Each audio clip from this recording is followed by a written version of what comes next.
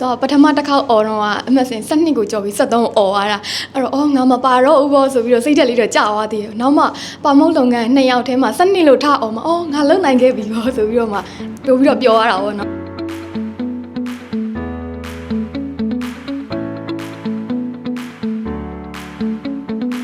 မင်္ဂလာပါညီမလေး ဟုတ်မင်္ဂလာပါရှင် အရင်ဆုံးအင်တာဗျူးအောင်သွားတဲ့အတွက်အမ congratulation လို့ပြောချင်ပါတယ်ရှင် ဒီတမရရှင် ဟုတ်ကဲ့ပါအခုညီမလေးနာမည်နဲ့အောင်သွားတဲ့အလောက်ကင်မျိုးစားလေးမှာပြောပြပြီနော် မနာမည်ကတော့အေးတနာမိုပါဂီးသူရာစားတောက်ကုန်ထုံးမှာပါမုတ်လုပ်ငန်းနဲ့အောင်သွားပါ ဟုတ်ကဲ့ပါညီမလေးအခုပေါ့နော်အမတို့အင်တာဗျူးက2ဆင့်ဖြေရတာပေါ့နော်2ဆင့်ဖြေရတာဖြစ်တဲ့ပထမမှာ80ကျော်80ကျော်ကနေမှညီမလေးတို့ဟိုရွေးချယ်လိုက်တဲ့အခါမှာ40ကျော်ပဲကျန်ခဲ့တယ်အဲ့40ကျော်ကျန်ခဲ့တဲ့အချိန်မှာပေါ့နော်အမတို့ကအင်တာဗျူးအောင်မြင်ကြကိုညီမလေးတို့ဝင်ဖြေတဲ့အမှတ်စဉ်လေးနေကြီးညာပေးရပါပေါ့နော်အဲ့တော့အဲ့ဒီကိုအမှတ်စဉ်ပါလာတဲ့အခါမှာပေါ့နော်ညီမလေးအနေနဲ့ဖြစ်သွားတဲ့စိတ်ခံစားချက်လေးမတို့တစ်ချက်လောက်ပြောပြပါ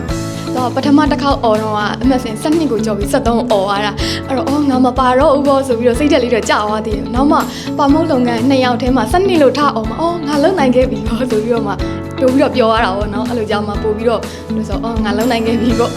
စိတ်ကဒုံဒုံချလိုက် ဒုံဒုံအဲ့တော့မှလုံချလိုက်တာပထမစိတ်တက်ကကြာသွားသေးတယ်ဘာပဲဖြစ်လို့နောင်လေးလည်းရှိသေးတာပေါ့နော်ကိုယ့်အနေကိုအားပေးလိုက်တယ်ပြီးမှကိုယ့်နာမည်ထားခေါ်တော့မှအတိုင်းမသိပြောရတာ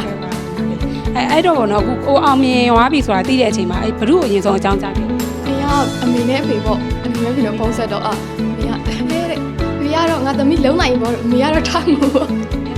အမေကတော့ထားငူတော့ဝမ်းသာပြီးတော့ထားတာငူတာပေါ့နော် အဲ့ဆိုရင်အခုဒီဖြေသွားတဲ့အင်တာဗျူးမှာပေါ့နော်ညီမလေးအတွက်အခက်အခဲဆုံးအသေးအရာလေးဖြစ်မှာ ပထမပိုင်းကခိုင်းဘွားပထမပိုင်းကတော့ခိုင်းဘွားပိုင်းကိုစိတ်ပူတယ်ဒါမဲ့လည်းဘယ်လိုပဲဖြစ်ငါလုံးနိုင်ပါတယ်ဆိုပြီးတော့ပေါ့နော်ကိုယ့်ရဲ့တင်မိထားတဲ့အတွေ့အကြုံလေးနဲ့ဗာလေးနဲ့လိုက်ပြီးတော့လေးလာပြီးတော့ပဲဘယ်လိုပဲဖြစ်လို့စိတ်လှုပ်ရှားတာတော့လှုပ်ရှားတာပဲလေငါလုံးနိုင်တာလေဆိုပြီးတော့ပြင်ဆင်တာတော့ရှိတယ်ဒါပေမဲ့အရင်ကြီးတော့မခက်ခဲခဲ့ပါဘူး ညီမလေးအနေနဲ့ဒီ final မှာပေါ့နော်ပါဖို့တော့ကိုဘယ်လိုမျိုးပြင်ဆင်ခဲ့ရတာလေးရှိသေးလဲ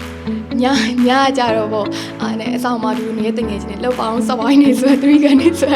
လောက်ကကြီးတွေနဲ့ညကြတော့ပြင်ဆင်လိုက်သေးတယ်စားတွေဘာတွေကြမကြည့်ဖြစ်ဘူးပေါ့ငါစောစောအိမ်မယ်ဆိုပြီးစောစောအိတ်လိုက်တာမနေ့ကမှမင်းနိုင်နေဘေးကုန်းလေးတွေလူထားကြည့်ပြတာပဲရှိတယ်အရင်တော့စိတ်ပူတာတော့ပူတာပဲလေငါလုံနိုင်နေဆိုပြီးတော့ကိုယ့်ကိုယုံကြည်တာပေါ့ကိုဗစ်တက်လည်းပြန်စိုးခိုင်းတာ အခုပေါ့နော်ဟိုအောင်မြင်သွားပြီပေါ့နော်ဒါညီမလေးအင်တာဗျူးလည်းအောင်သွားပြီဆိုတဲ့အတွက်ကိုအောင်မြင်မှုအတွက်ပေါ့နော်ဘယ်သူတွေကိုကျေးဇူးတင်ချင်လဲညီမလေး ဒါမှဦးဆုံးကတော့ဒါဘေးနဲ့မေပေါ့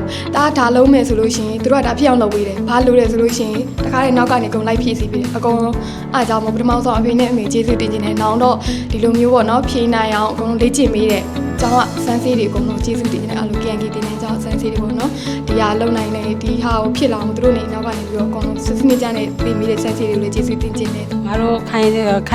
service quality အနေနဲ့လည်းပေါ့နော်ညီမလေးအနေနဲ့ရှေ့ဆက်ပြီးတော့ရှောက်မဲ့လမ်းခီးတွေမှာစရအောင်မြင်ပါစေလို့ငါတို့ကဆုတောင်းပေးပါတယ်ရှင် ပေးတဲ့သူနဲ့ပြပါစေရှင်